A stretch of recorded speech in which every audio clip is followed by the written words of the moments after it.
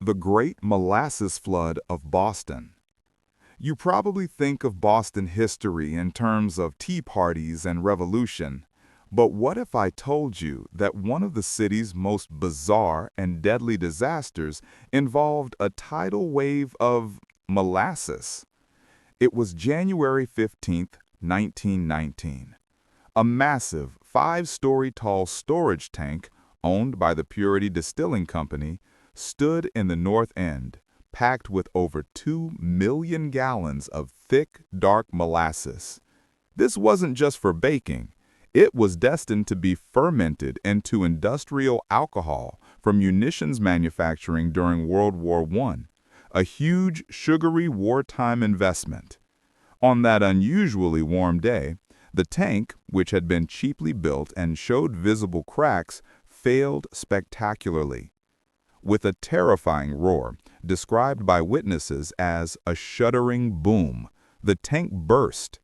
The resulting wave of molasses, estimated to be up to 25 feet high, surged through the streets at 35 miles per hour. It was a dense, brown, sticky tsunami that hit with the force of a battering ram.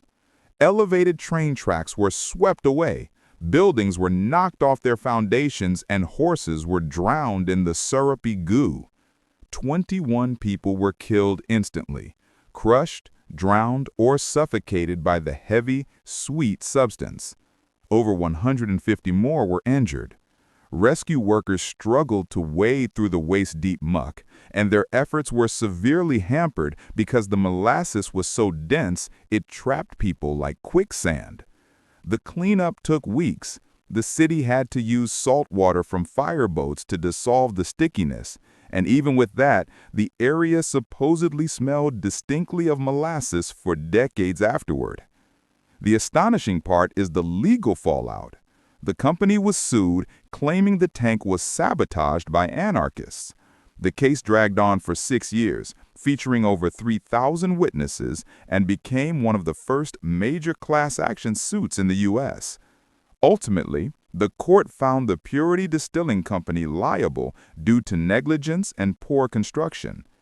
The disaster led directly to significant changes in safety regulations and building codes for industrial structures in Massachusetts, proving that even the sweetest of substances can turn into a lethal historical oddity.